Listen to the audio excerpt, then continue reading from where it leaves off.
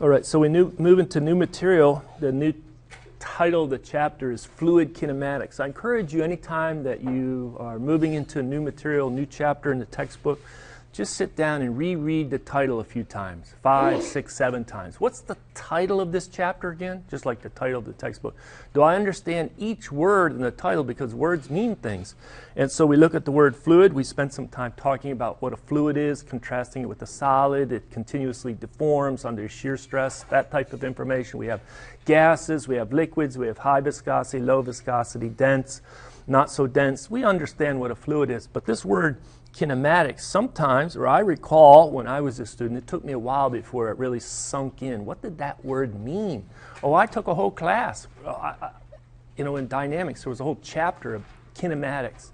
But I never grasped, what exactly is it? What does kinematics mean? And so now that the dictionary has been replaced, at least for me, by Google, right? It's easier for me just to type in, define this word, and up comes a pretty good definition typically. So I just typed in define kinematics and it coughs up. It's the branch of mechanics, and fluids is a branch of mechanics. You've already passed dynamics to get into fluids.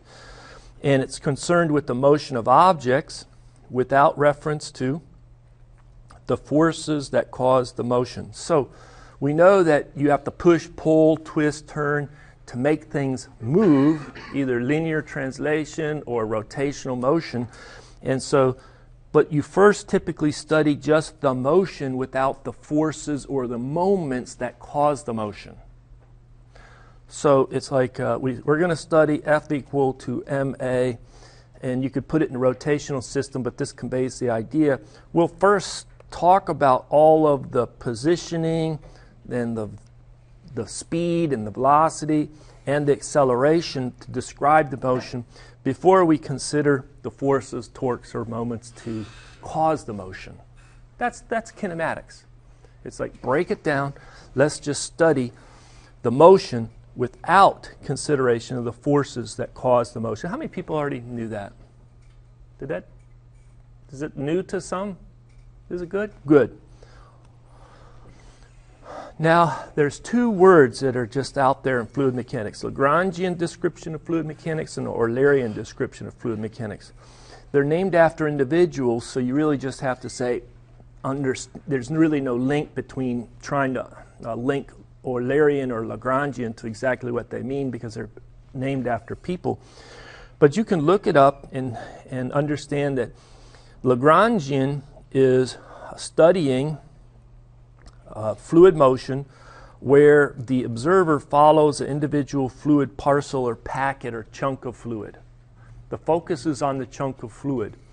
And that chunk of fluid changes location, so it's flowing through space with time. So think of it moving through this region, and its location is a function of time. You can plot the position of the individual particle through time, giving the path line of the particle, so you can trace its motion. But you can think about a Lagrangian description of fluid mechanics as being attached or sitting in a boat in a sea of fluid, and you're kind of moving with, the boat's moving with the fluid, right? And that's drifting down the river. Contrast that with the Eulerian description. It's a way of looking at fluid motion that's different than Lagrangian, that focuses on a specific location in space. So you grid up and you put nodes through the region in which the chunks of fluid are flowing through, the flow field. And then you try to predict the fluid behavior at those specific locations. So I might want to talk about, does the velocity at this point, does it stay that way, or does it change direction? Does it get larger at time or smaller with time, or what does it do? But I'm looking at the velocity at a point. That's the Eulerian. It's like sitting on the bank of a river and watching the water pass the fixed location. And maybe there's a boat that goes by too. Lagrangian, you can try to interpret as focusing on the chunks of fluid. Eulerian, describing things by the location. the location. All right. Let's try this clicker question. Fluid kinematics deals with description of fluid motion considering the forces and moments that cause the motion. True or false? Oh, you have to click it.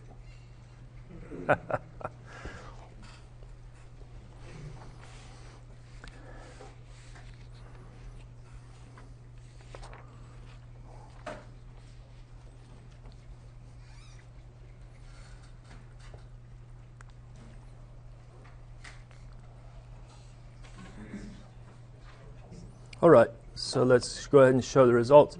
It is false. How do you make the statement true? You modify it by saying without considering. Then that's true. But what it needs, as it's written, it is false. Correct? How about, do you want to try this one? Let's try that one. The Lagrangian description of fluid flow is based on following a fluid particle. Is that, these true or false question, multiple choice, it's always the best answer. What is the best answer for that?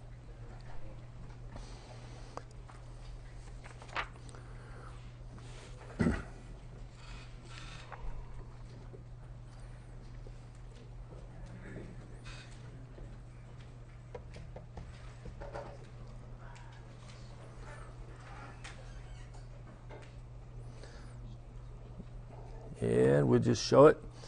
And yes, that's to be contrasted with the Eulerian.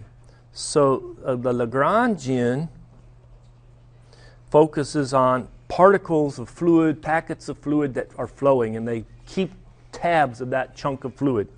The Eulerian is focused on a field, and you're looking at locations or points or nodes in the field, and trying to solve for what is its velocity at that point as a function of time, and what's the velocity at that other point as a function of time, and does the pressure go up as a function of time or down, or does the pressure change as I change locations? But the field is our common way of describing it. So engineers, we prefer working with the Eulerian description of fluid flow and solid mechanics, okay? Because we like to think about fields and keeping track of particles. Sometimes it's helpful, but most of the time if we have a flow field, it's better to try to predict it everywhere because it's all interrelated. So this is the preferred way.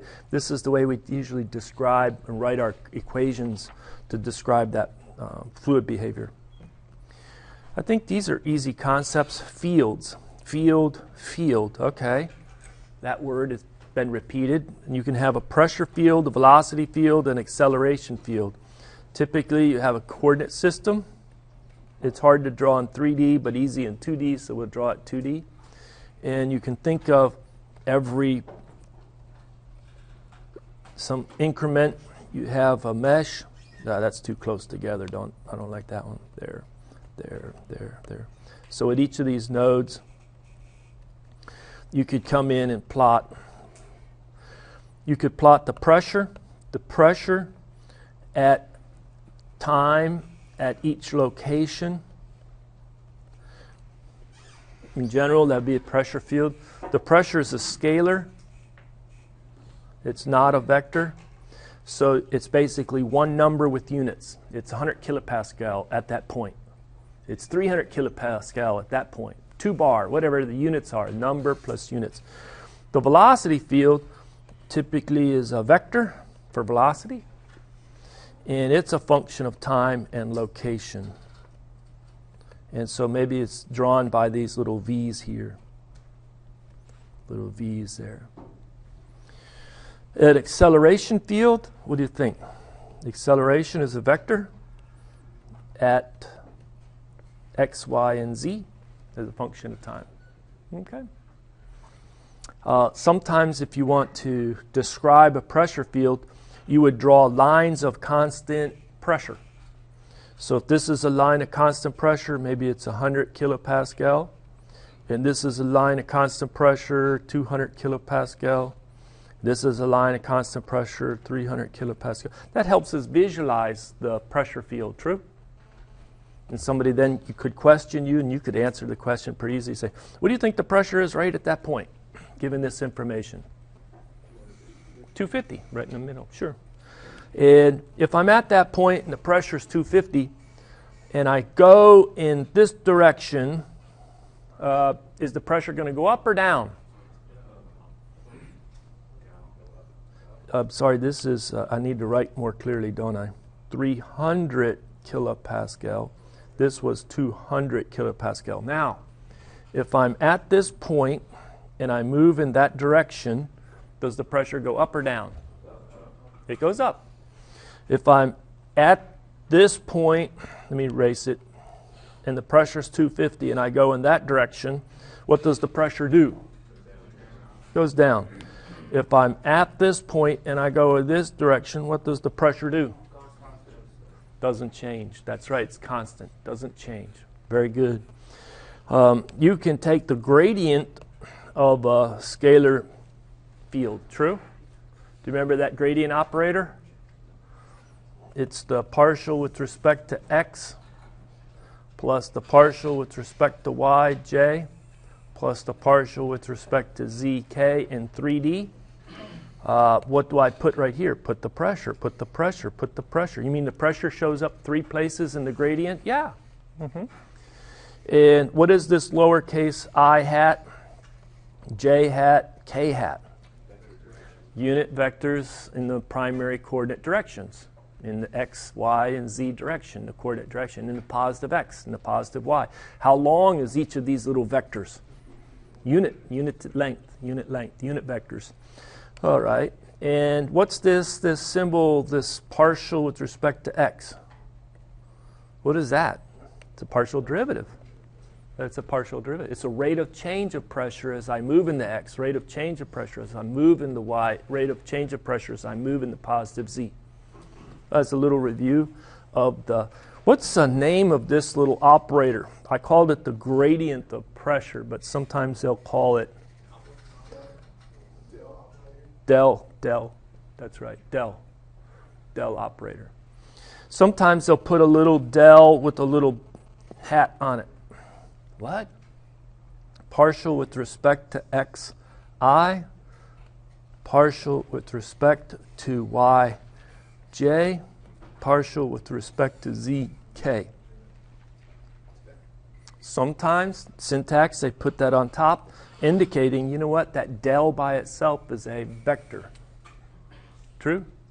And it's ready to operate on something. Give me pressure. I'll operate on it. Give me temperature. I'll operate on it. Right? You could draw lines of constant temperature. This would be 30 degrees C. This is a line of 40 degrees C. This is a line of 50 degrees C. Same thing.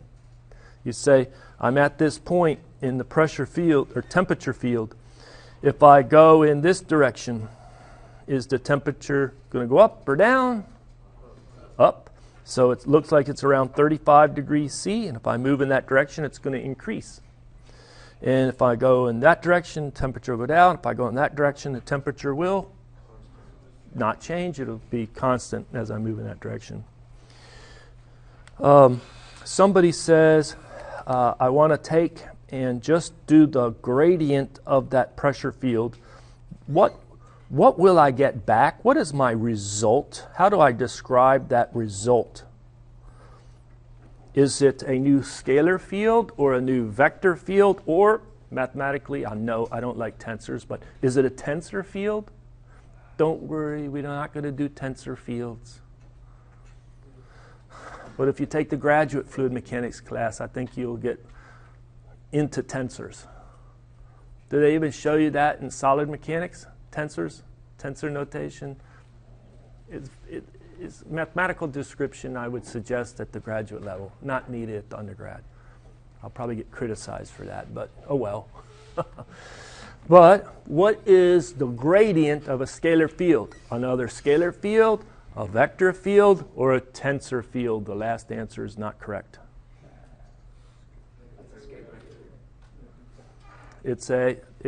So the resultant, the answer, the output of the gradient of a scalar field is a vector field. It's a vector field. Now, so I can go in here and let's stay with the temperature, and I take the gradient of the temperature and I have a brand new vector field. One of the great things about a vector field is I can go at any point and I can say, at that point, give me your vector. You're a field, give me your vector. So I go to this point right here. And I already talked about, we can say, what is the temperature at that point? Visually, you estimate the temperature at that point to be 35 degrees C. Now, what is the vector field resultant from the gradient of that temperature? What does it look like? Is it going to look like something like this, something like this, something like this, something like this? Maybe I should ask a clicker question. Here you go. Will it look like A, B, or C? I evaluate the gradient of the temperature field. I evaluate the temperature at that point, and I now evaluate the gradient of the temperature at that point. And you say, oh, it returns a vector. Okay, well, what does that vector look like if I plot it for this problem? Closer to A, closer to B, or closer to C?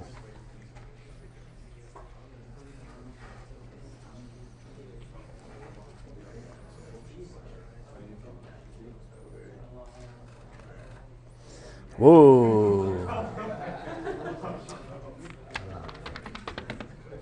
Wow. Well,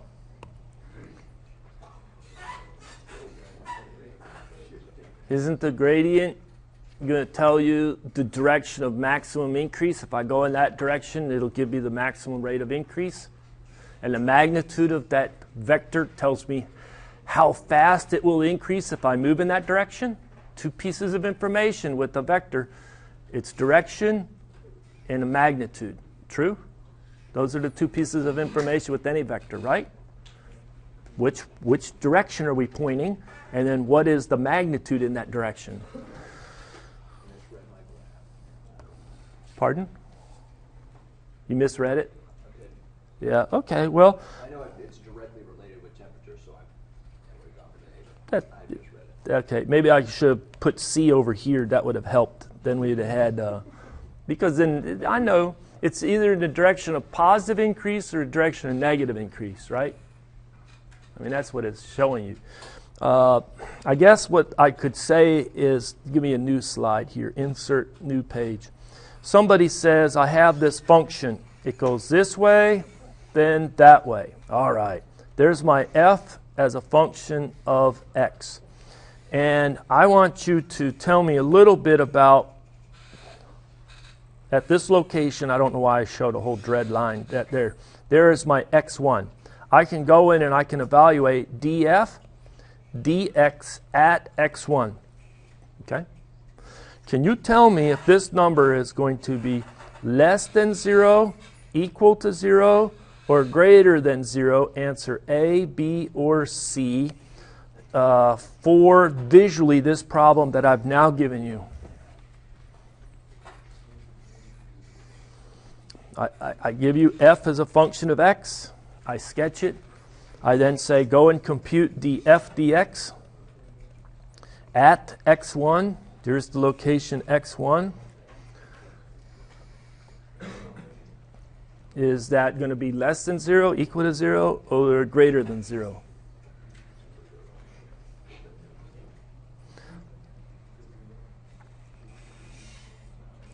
All right, we'll see how we're doing.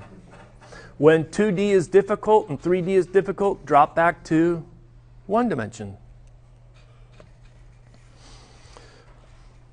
Now, a lot of people say it's less than 0.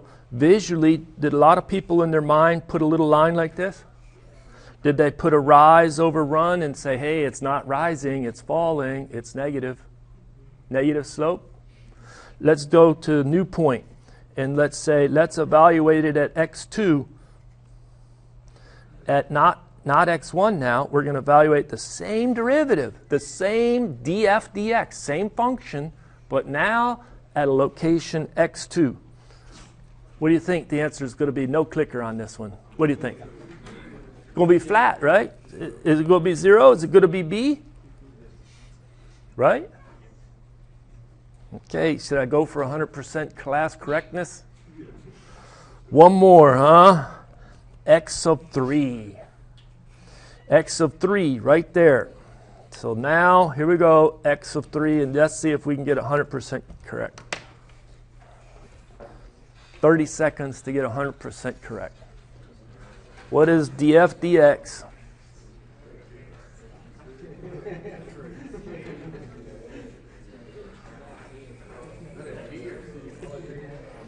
A, B, or C?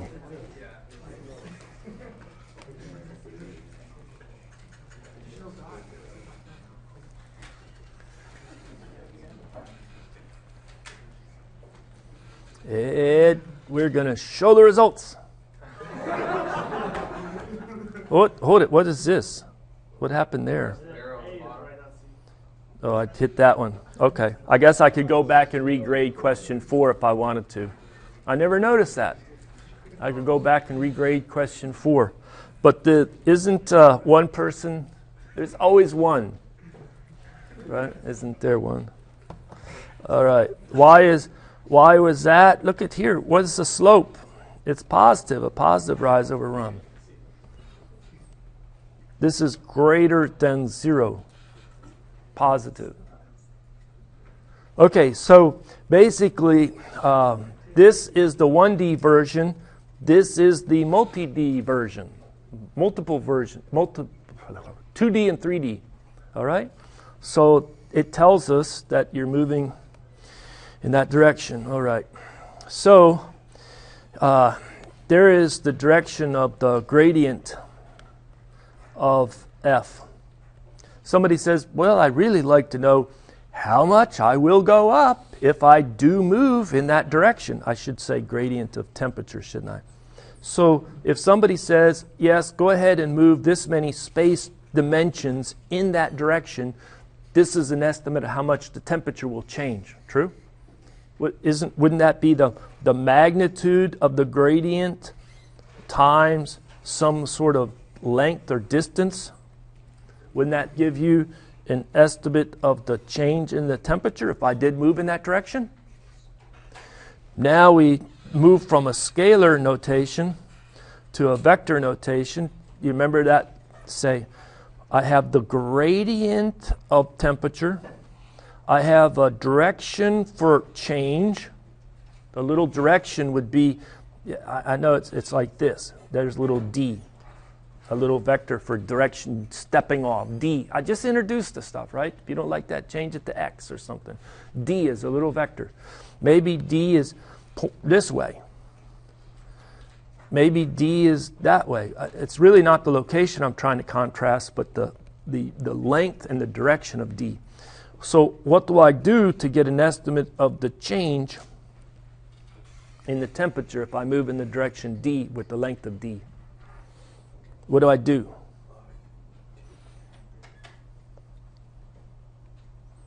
What did I just add to that equation? A dot, not an x, a dot. So we go and we insert new page. We'll review very quickly dot product. Dot product. What is a dot product? Two vectors. So if I have a vector A and it's described by AXI plus AYJ plus AZK, does that syntax or notation look familiar? I have a component in the I, a component in the J, a component in the K. That's my vector A. Then I have another vector B, BXI plus BYJ plus BZK. Can I calculate the dot product of A dot B? What does it look like?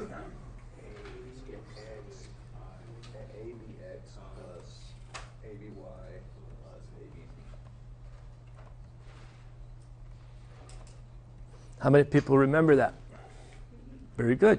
And also, you remember the fact that it's also a scalar result. This is just a number. It's a scalar. And you can get some geometric interpretation. It's the magnitude of the vector A. What do you mean by the length of vector A?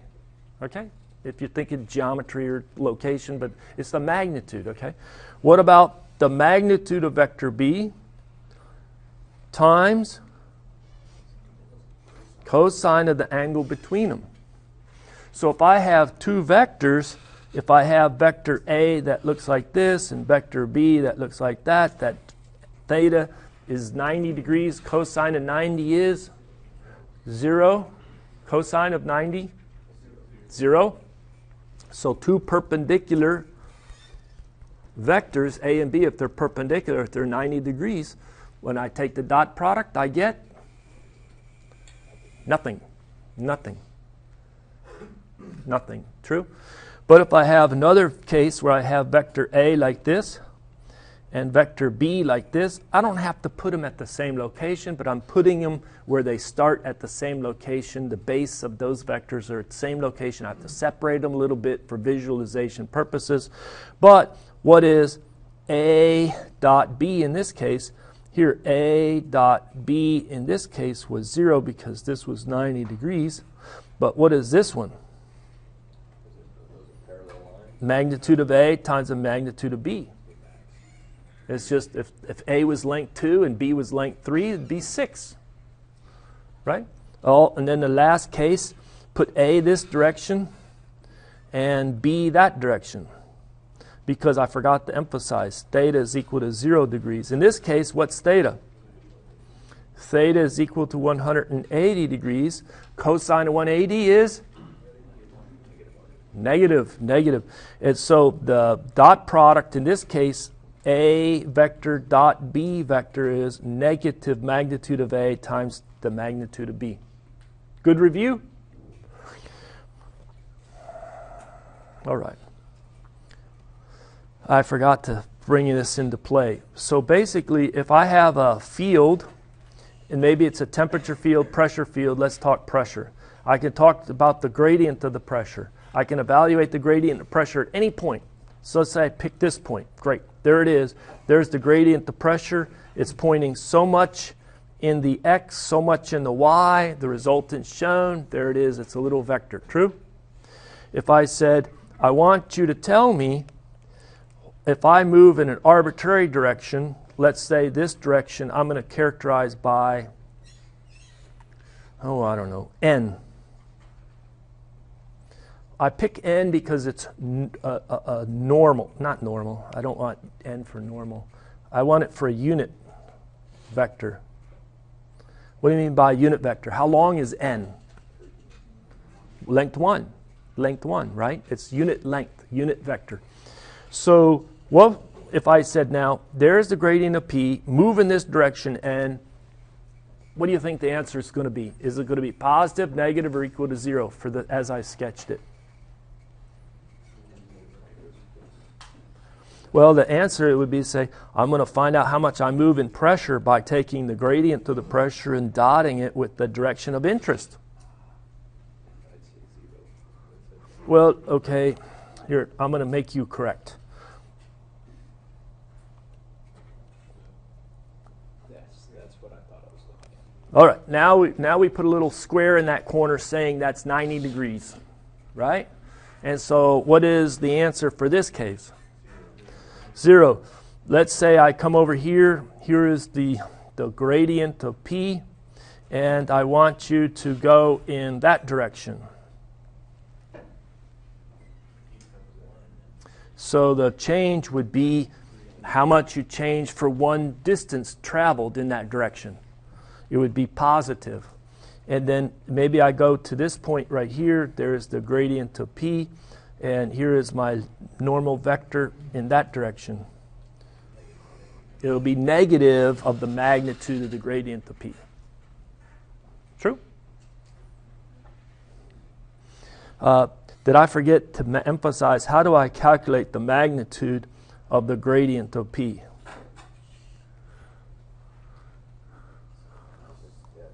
Rate of change of pressure with respect to x, square it. Rate of change of pressure with respect to y, square it. Plus the rate of change of pressure with respect to z, square it. Sum them all together, square root. Is that true or false? Good, good. Okay, so this would be the magnitude of p in the negative, and this would be the positive, and here would be 0.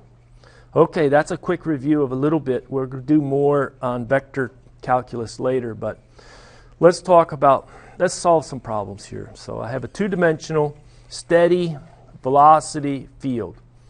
It's saying here's my velocity. I have something in the x, in the I, and something in the j. Well, our syntax is to put u, v, and if you did the next direction, which I didn't leave a lot of room for, k, that's k, it would be u, v, w is our syntax. U for the velocity in the x, v for a velocity in the y, and w for a velocity in the z. You break in those three components. Okay, so here we see that we have just u and v. It's just 2D. So u is equal to negative 0.8 minus 5x, and v is equal to negative 4 plus 5y. True? Okay. Now, what is the velocity at the location 1, 2? So that's the way of writing it. X is equal to 1, or you just put x comma y, meaning if I put 1, 2, x is 1 and y is 2. So I would substitute right in there 1 and do the math. And I'd substitute in there 2 and do the math. True? So what would the v be if I did that? It would be 10 minus 4. That's 6. And I'd have negative 5 minus 0.8, negative 5.8. And so I look down here and I say, where is negative 5.8i and positive 6j? There's my correct answer. Do you agree? Look good? Does he understand? All right, good. Now I ask the next question. I know the velocity at that point. I just say a particle starts at that location at time equal to 0, and the time of 0.0, yeah, 1/100th of a second later, 10 milliseconds later, that particle is at a different point, isn't it? Where is that particle now? How would I find its location now?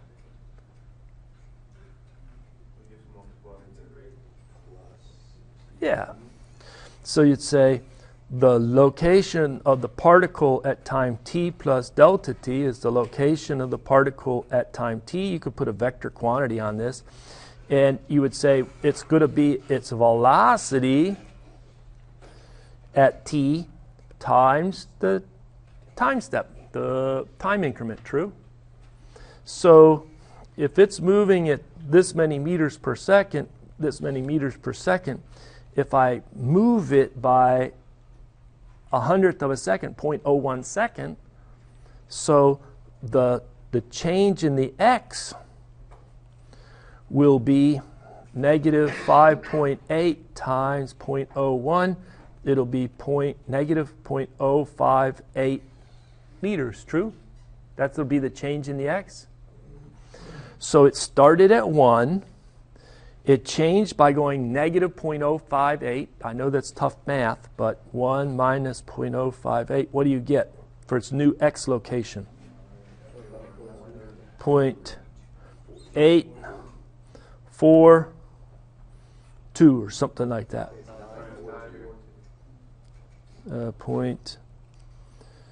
What? 942. There you go, 942. So we look. That's the only one that matches right there. We can check the y. So the change in the y will be the 6 meters per second times 0.01 seconds. That's 0.06 meters. It started at 2. You add to it 0.06. 2.06. Is that the right answer? See how we did that? Very good. So let me move on. We were given the same velocity field. It's moved to a new location. Isn't that the new location? Continuing, we say, what is the velocity of the particle at the new location? How would you calculate the velocity? Well, put that x into there, put that y into there, and do the crunching. Should I give you a second to do it? Do you have a calculator?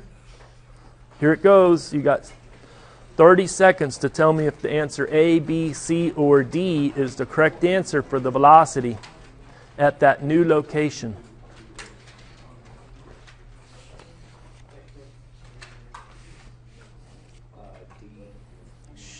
Hey, come on now. You got a clicker. Yeah.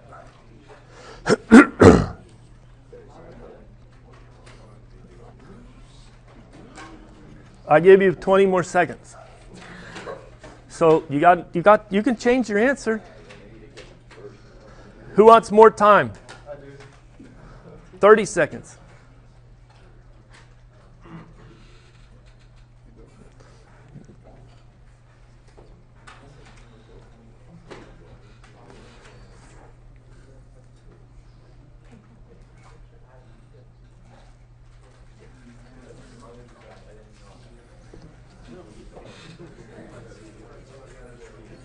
Who needs more time? Anybody need more time? All right, let it go. And hopefully everybody's in. And we'll show it. Very nice. Very nice. Got it? So you did the same thing. You just evaluated the new velocity. Let me ask this question. The particle velocity changed as it traveled from that location, 1, 2, to the new location. Remember the time it took to travel that distance was 100th of a second. True or false? The particle velocity changed as it traveled from location blah to location blah.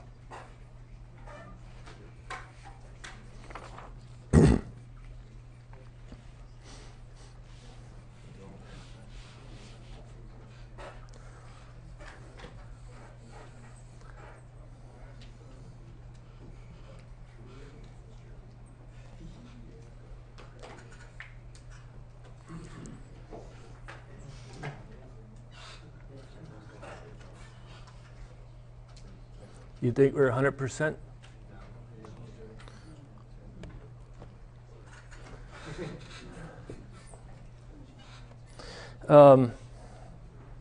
Yeah, it did change. What was the velocity at 1? Let me go back and look at it again. At 1, 2, the velocity was negative 5.8 I plus 6J. We just said that the new velocity is equal to negative 5.51 I plus 6.3 J. Did the velocity at time t, at time t plus delta t, it did change, right? Now the next question, not a clicker question. The particle did accelerate as it traveled from that location. Did it accelerate or not? It's true. This throws students for a loop. Tell me a little bit about this velocity field. Is it a function of time? Look at that velocity field. Is the velocity field a function of time? It's the one we've been working with. The one the fluid particles being described as flowing through. It's not a function of time. The first time you look at it, somebody says, I want you to tell me if that particles that are flowing through this velocity field are accelerating. You'd say, aha, I remember from dynamics. A is dv dt. True or false? True. And then you say, great. I I have v right here. I'll take the time derivative of that steady velocity field. There's no acceleration occurring, but that's not true. Particles are being accelerated as it goes through there. So what we have to do is we have to work up a new derivative. I'll get to that point. But can you tell us what that acceleration is experienced by that particle going from this location to that location in a time of 0.01 second? Could you estimate it? Could you? How would you do that? You would say, well, tell me its final u. Let me break this down. This is u at t plus delta t, and this is v at t plus delta t. This is u at t. This is v at t. So you would say the acceleration in the x would be u at t plus delta t minus u of t divided by delta t. Look reasonable? And the acceleration in the y would be v at t plus delta t minus v at t divided by delta t. That looks reasonable. And so maybe the v's are a little easier. 6.3 minus 6, that's 0.3 divided by 0.01. 0.3 divided by 0.01. 30. So it's one of these answers here. Those are the contenders. You can rule out answer B, and you can rule out answer A. How about we go here? I know it's a little challenging. We have to put in negative 5.51 and minus a negative 5.8. Then what do you get? And you divide by 0.01. So what is A sub x? 29.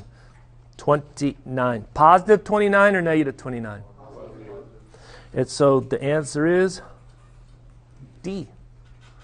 Remember those two numbers? We'll derive those numbers in a minute using mathematics, which kind of makes it more difficult to see the physics. Here I'm trying to explain the physics before I just load you up with mathematics.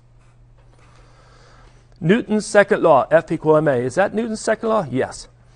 Applies to each fluid particle as it travels through the flow field. True or false? Next question. Newton's second law, F equal ma, applies to each point in the flow field. True or false?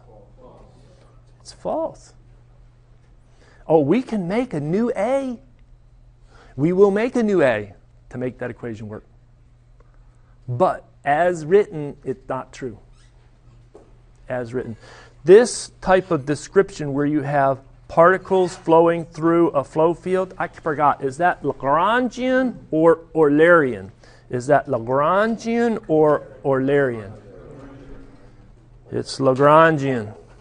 And if it's focusing on each point in the flow field, is that a Lagrangian description or Eulerian description? If you're focused, it's Eulerian.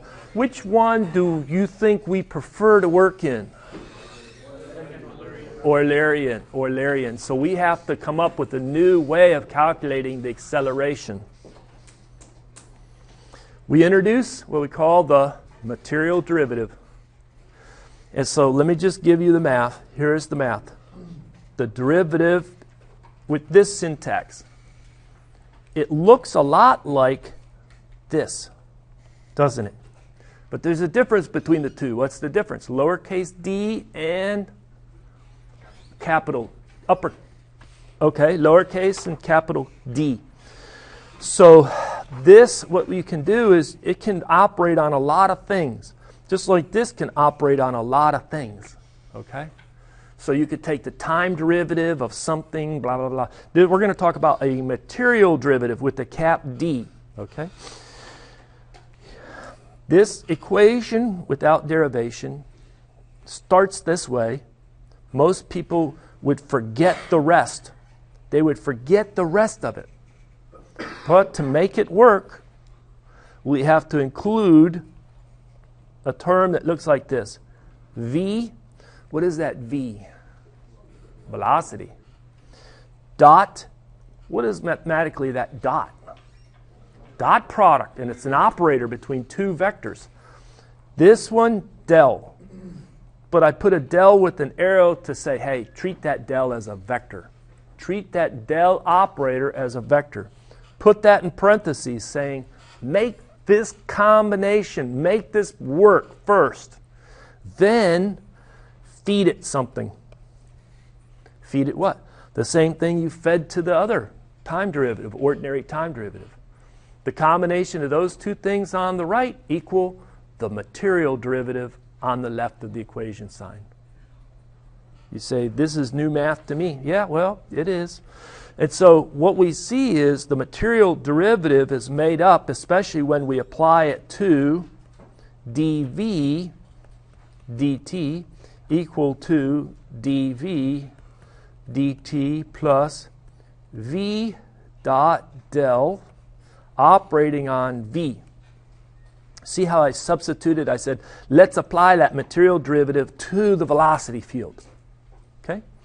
Now, this is the total derivative or total acceleration. It's made up of two components. It's made up of the local acceleration and the advective acceleration. What do you mean by this? Advective. Well, it's sweeping. It's sweeping. It's because the fluid is being swept across that zone or that point in the flow field. So that's an application where the acceleration is calculated by the material derivative of the velocity field, and it's a combination of the local acceleration and the advective acceleration. Should we derive it? Let's make sure before we derive it that we understand each part of it. Do you understand what this one is? That one is the partial with respect to x, I, plus the partial with respect to y, j, plus the partial with respect to z, k. True? It's kind of waiting to operate on something. Okay, let's do this. Let's take v, whoops, I got to write v correctly, v dotted with del. Can you make that? What does that look like? Well, remember, we're going to describe v as ui plus vj plus wk. The u, v, w, those are all lowercase for each of the components. Instead of some books will write v is equal to vxi plus vyj plus vzk. But this cap v with the subscript x, cap v with the subscript y, that gets old. So they just said, just put UVW. It's very common out there in fluids, UVW. So when I take this vector and I dot product those two together, what you get is U partial with respect to x waiting to operate on something plus V partial with respect to y waiting to operate on something plus W partial with respect to z waiting to operate on something. Now you're ready to feed it. You're ready to feed it something, and that's right here. That's my notation for give me something. I have to. The material derivative has to operate on something. All right. Here is the same something that goes there, and the same something. Now, the material derivative can operate on temperature fields, pressure fields. It can operate on any scalar fields as well as vector fields. And the most popular vector field to operate on is the velocity vector field. Oh boy, let's press forward. How about doing a derivation of this? All right. So we're interested in the velocity, and you might want to think the velocity is a function of time and location. True? True. But we have to consider a particle. The particle is here, the particle, and it's going that way, and I really want to get the acceleration of the particle. That's really what I want, because when I go F equals to ma, that has to apply that to the chunk of mass, to that little chunk, that little particle of mass that's flowing. So it's really the particle acceleration that is of most interest. So the particle acceleration, I think, well, isn't that some derivative of the velocity with respect to time? Yeah, I like that. But that velocity isn't just a function of time. It's a function of space x and y and z. So I have to apply some chain rule from calculus to say that it's the partial derivative of v with respect to time times, and this is kind of silly, but let me write it out, ordinary derivative of time with respect to time, but forget that, let's move on. Partial v with respect to x times ordinary x with respect to t, plus the partial of v with respect to y, the ordinary, dy, dt, and then we do the partial of v with respect to z, dz dt. Now, I should have emphasized that, this is that location of the particle, and the location of the particle is a function of time, both its x, its y, and its z location. So, this is trivial, that's just one, so this is just the partial of v with respect to time. Then we have this term, and I just stare at that term for a minute. It's the change in the x location of the particle with respect to time. I want to substitute u. And the change in the y location with respect to time, the person that contributed u ruled out, can't contribute anymore, sorry. Somebody else? V. And all those that contributed u and v are ruled out, have to be silent. dz dt is w. See? It's a collaborative work. Everybody's collaborating. So you can write it as u times the partial of v with respect to x plus v times the partial of v with respect to y plus w times the partial of v with respect to z. Now, let me ask you this question. Is this v right here the same as this v right here, the same as this v right here? Yes. Yes, it is. Okay. Is it the same as this v right here? No. And notationally, it's hard for me, I know, my handwriting. My cap v may not look a lot different than the lowercase v, but one is cap and one is lowercase. True? True? So that's uppercase and lowercase. So now, this is my acceleration. I forgot, I should have always been doing it. It's hard to do this, though. These are vectors. Like this is a vector. It's the acceleration of the particle is a vector. So I'll just add that in. And now I have the acceleration of the particle is the material derivative of the velocity field. And that material derivative is defined as the partial with respect to time of the velocity plus v dotted del operating on the velocity. Sometimes this compact notation is very helpful. Sometimes it's hard to unravel. But let's get accustomed to raveling it up and unraveling it back and forth, okay? Because it's very compact notation, isn't it? But you probably haven't seen a vector dotted with the del operator like that before. Maybe you have, but maybe you haven't. Okay, there's the quick derivation. This is a little confusing because guess what the material derivative is? It doesn't have one name. I know that in our roster there's John, but the student goes by Billy or William or something else. So it's somebody's name, but they go by 3 different names depending on what age they were. So anyway, the material derivative goes by a bunch of names. It's also called the advective derivative. It's also called the convective derivative. It's also called the derivative following the motion. It's also the hydrodynamic derivative, the Lagrangian derivative, the particle derivative, the substantial derivative, the substantive derivative, Stokes derivative, and the total derivative. That's a lot of names for the same thing, isn't it? I wish I could say that there was just unanimity and everybody dropped all the other names and just called it one derivative. But that's not the case. Why do we say material derivative? Well, it's following a chunk of material through the flow field. Hopefully that helps understand what you're calculating. Advective, because it's being swept. It's being swept. Advection is a kind of sweeping. Convection, I would not prefer that, but it's also sweeping. Convection to me means something like heat transfer. Okay. Derivative following the motion.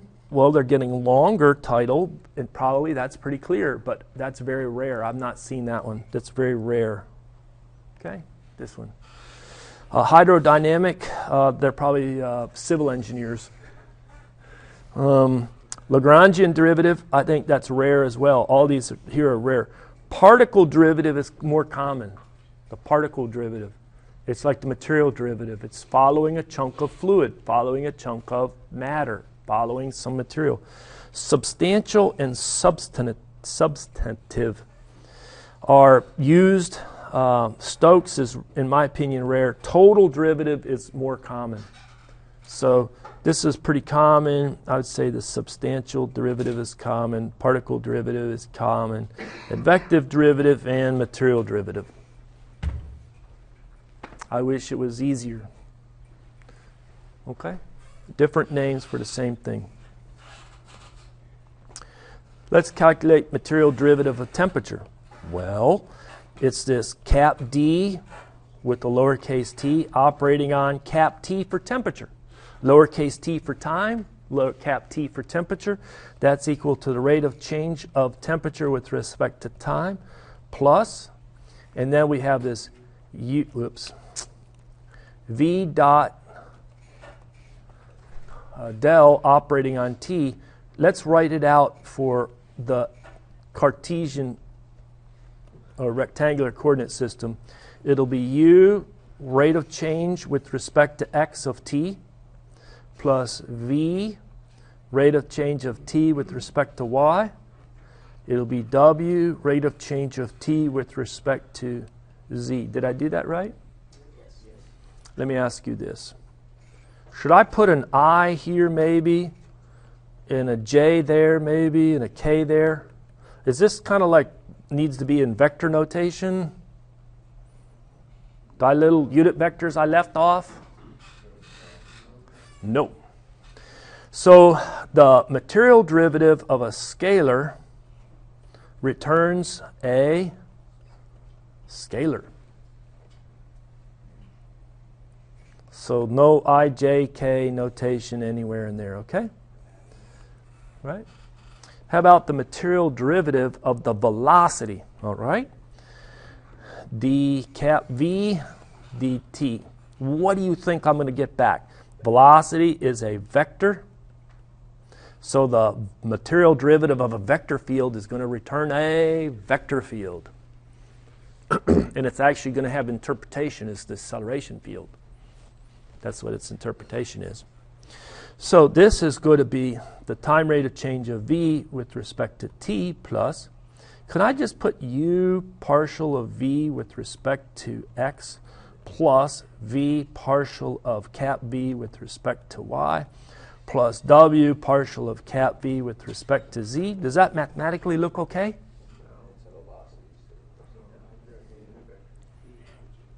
Does it look okay? Yes? No?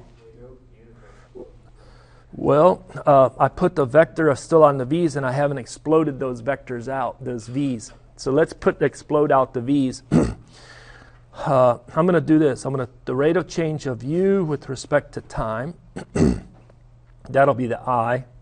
And then I'll have a rate of change of V with respect to time, that'll be a J.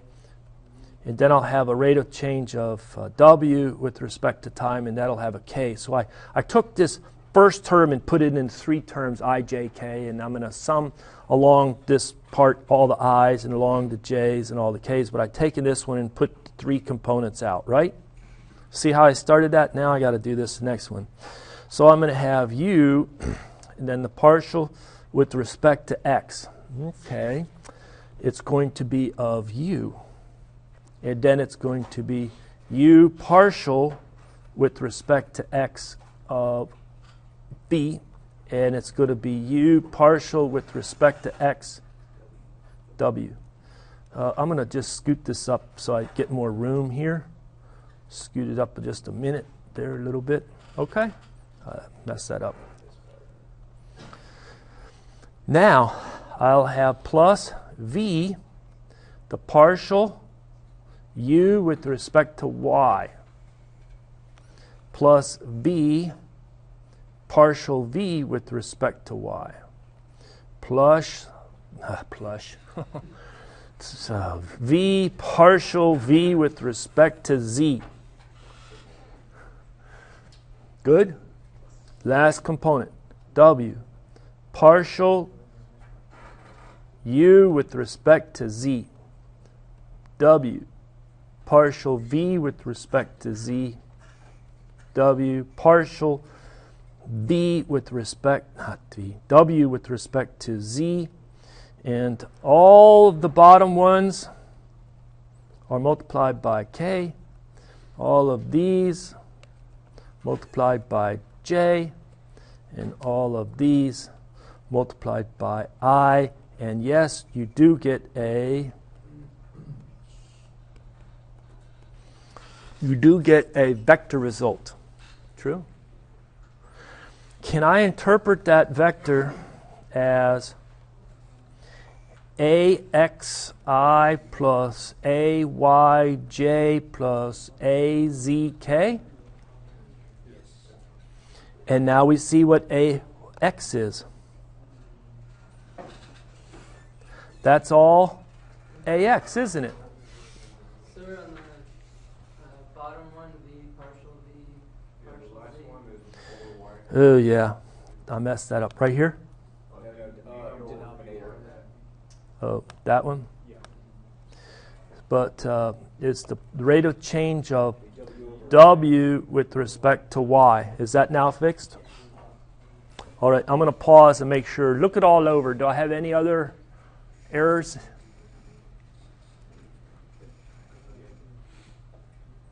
Look good?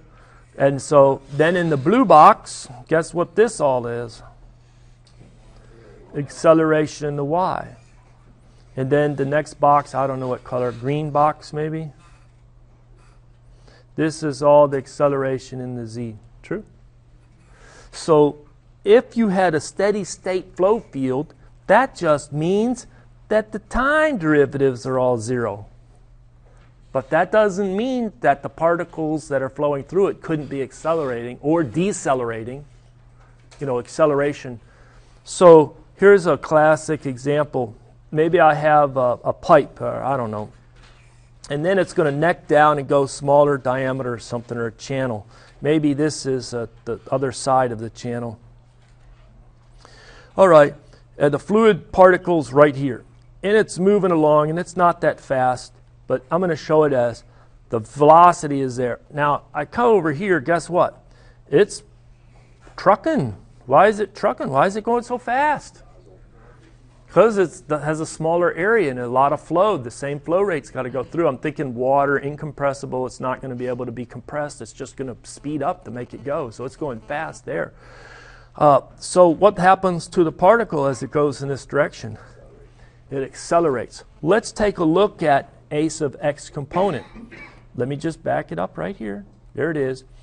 The rate of change of u with respect to time plus u, the rate of change of u with respect to x, plus phi, the partial of u with respect to y, plus w, the partial of u with respect to z. Now, I really only have, I'm only going this way. Is there any u, is there any v or w component to the velocity? No. So anywhere I see a v or a w, I can strike that. So guess what? These terms don't contribute to the acceleration. It's running steady state, right? It's steady state. This term doesn't contribute. This is the advective acceleration. Due to, as I'm flowing, the speed changes in the x direction. And so the particle will experience a positive acceleration in the x as it goes from point A to point B. Make sense? All right. For the velocity or the vector field given, the one that we've been working with, the acceleration field is, and now you're just supposed to take that velocity field and slap it in there and crunch through and get that material derivative. So you would go in and you would copy over all of these equations. Oops, scoot back, right here. I would copy all of these equations right here. That's what I would do. Copy, come over, do a paste, and try to clean it up a little bit. I don't know how well I can clean it up without erasing too much. And then I would say, okay, for this problem, I'm trying to calculate this. What's it asking me to calculate? The acceleration field, which is the material derivative of the velocity field. And so all this has is a u and a v. So all the w's are 0. Gone, gone, gone.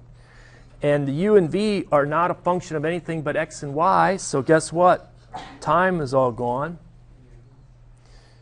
And then I have to say, let me kind of go slow. U is equal to negative 0.8 minus 5x. I have to get the partial of u with respect to x, so I can put it right there. It's negative 5, right? And then v is equal to negative 4 plus 5y. What is the partial of v with respect to y? 5. But what is the partial? I need this one right here. What is the partial of u with respect to y for this problem? 0. And what is the partial of v with respect to x for this problem?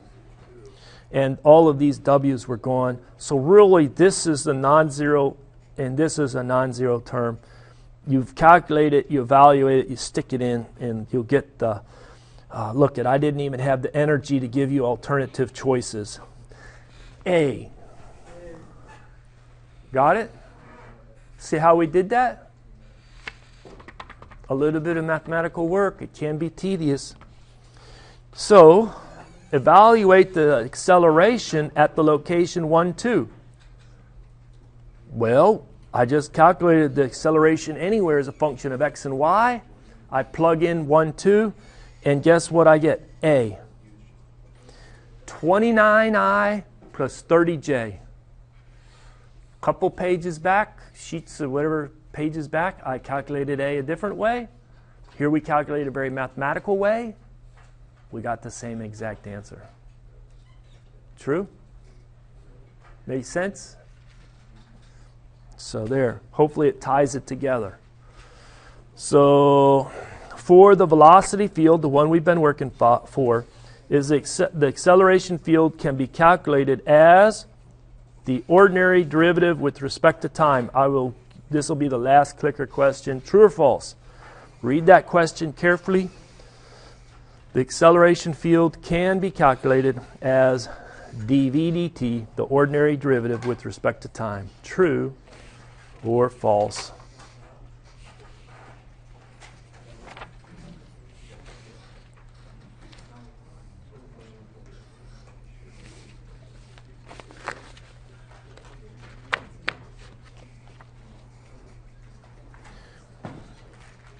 That was the last clicker question for today. And I think some people are playing with me.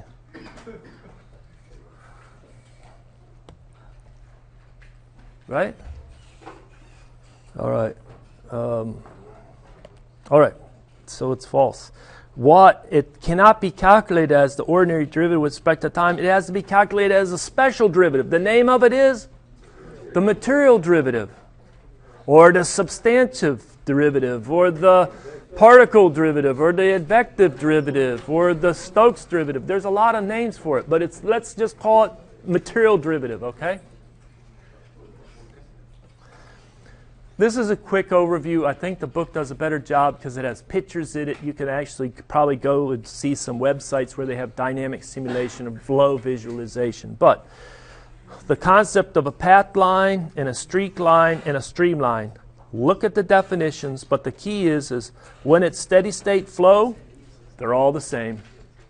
They're all the same.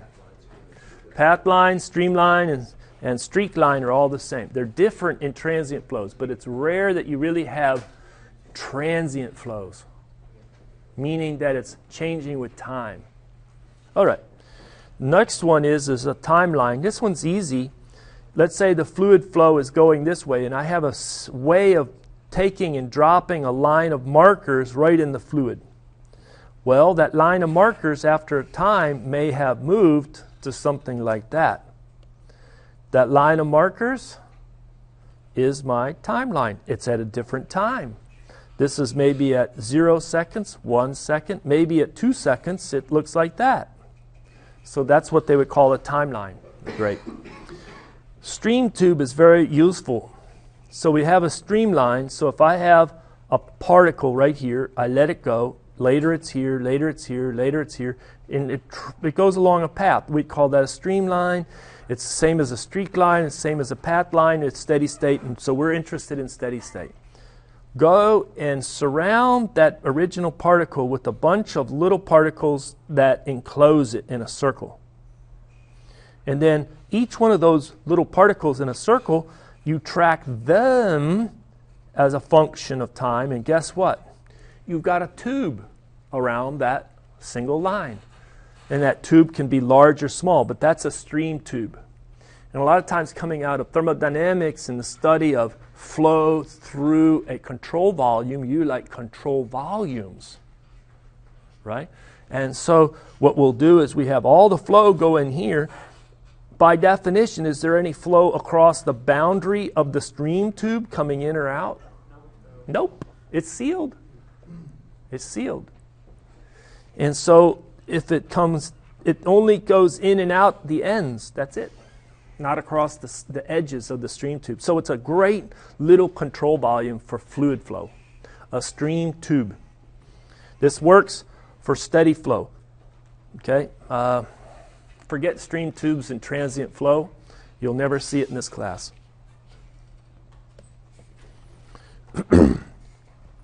Consider the following steady, incompressible, two-dimensional velocity field.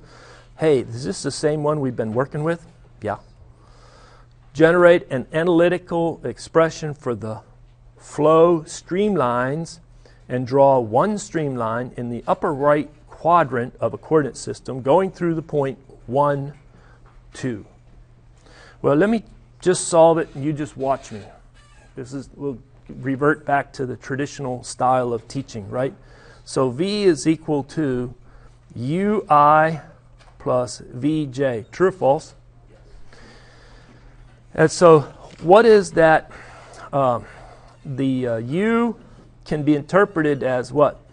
The rate of change of location x with respect to time of the particle, and v is the rate of change of the location y of the particle with respect to time. True? True. I'm really interested in finding y as a function of x. The location of the particle, thinking about a coordinate system, y as a function of x, where it's the height at different location x, there's my trajectory. That's what I'm looking for. I'm looking for y of the particle as a function of x that's special, that's going to have some initial conditions or boundary conditions such that it goes through the point 1, 2. It has to go through that point 1, 2. Okay, well that's what I'm looking for. So I'm thinking, dy dx. Can I express that as dy dt? trust me here for a minute, over dx dt. Well, that looks reasonable. Kind of put x here, dt here, dt there. Ooh, you know what that is? That's equal to v. I know what this is, u.